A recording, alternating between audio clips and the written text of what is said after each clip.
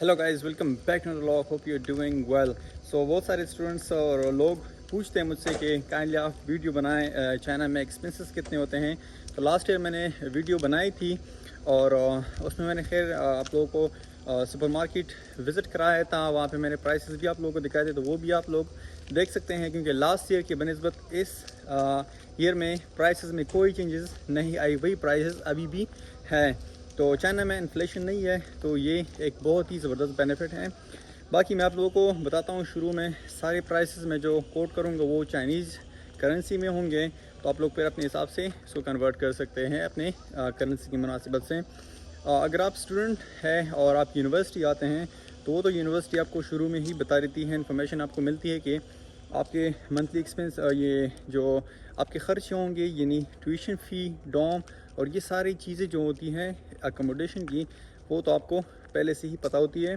तो आप शुरू में ही वो पे करते हैं। फिर पूरे साल के लिए जो है ना, आपके सिर्फ़ और सिर्फ अपने रिहाइश, अपने खाने पीने के ख़र्चे होते हैं।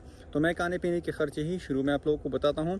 डिपेंड करता है सिटी में कि आप किस सिटी में रहते हैं। फॉर एग्ज़ाम्पल आप नॉर्मल सिटी में रहते हैं, तो वहाँ पर तकरीबन 500 RMB से लेके 700 RMB तक आपका गुजारा हो जाता है। अभी रिसेंटली जब मैं ये वीडियो बना रहा हूँ, तो मैंने बहुत सारे स्टूडेंट्स से इंफॉर्मेशन ली भी है कि कितने पे ही वो गुजारा करते हैं जो इस साल या चंद महीने पहले आए हुए हैं। तो मुझे ये इन्फॉर्मेशन मिल गई कि 500 पे सही गुजारा उनका हो जाता है, अगर वो बाहर से खाना नहीं खाते हैं। कभी कभार खैर है, लेकिन रेगुलरली नहीं। अगर आप अपने किचन में ही खाना बनाते हैं तो फिर आपके बहुत कम खर्चे होते हैं। अगर आप बाहर से खाते हैं तो फिर खर्चे ज़्यादा होते हैं, यानी आप ये कह सकते हैं कि 500 से लेके 1000 तक आपके खर्चे चले जाते हैं। डिपेंड करता है कि आप कहाँ से खाना खाते हैं, तो अकॉर्डिंगली इट इंक्रीज़।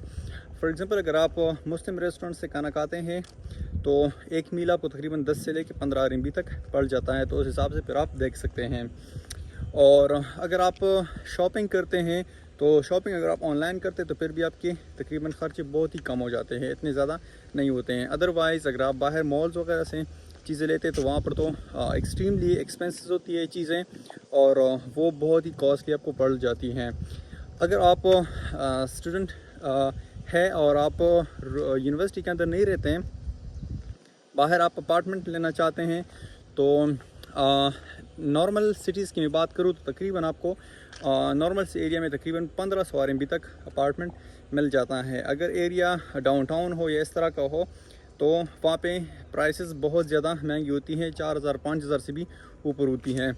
और अगर आप बड़े सिटीज़ में रहते हैं जिस तरह शंघाई है, तो वहाँ पर भी ख़र्चे भी ज़्यादा होते हैं, और वहाँ पर रेंटल प्रॉपर्टीज़ भी बहुत महंगी होती हैं। खैर, आप साइड्स पे अगर रहते हैं, साइड एरियाज़ में, तो वहाँ पर आपको 1000-1500 तक वहाँ पर भी मिल जाएगा। बट शंघाई के जो रेंटल प्रॉपर्टीज़, उसके बारे में मुझे इन्फॉर्मेशन नहीं, so I never talk about it. अगर मुझे और इन्फॉर्मेशन मिलती तो मैं बताऊँगा आप लोगों को। लेकिन अगर आप नैनजिंग में हैं और नैनजिंग या इस तरह के सिटीज़ में आप रूम ले गए, तो 1500 पे आपको मिल जाता है। और फिर अगर आप डाउनटाउन यानी शिंजेको की तरफ जाते तो वहाँ पर और भी महंगी होती हैं। साइड एरियाज़ पे जाते तो आपको सस्ती पड़ती हैं। तो रेंटल प्रॉपर्टी का ये सीन है। और अगर आप प्रोफेशनल हैं, तो वो भी आपको जिस पर्पस के लिए आते हैं, तो वो भी आपको पता होता है कि मेरे शुरू में कितने खर्चे होते हैं।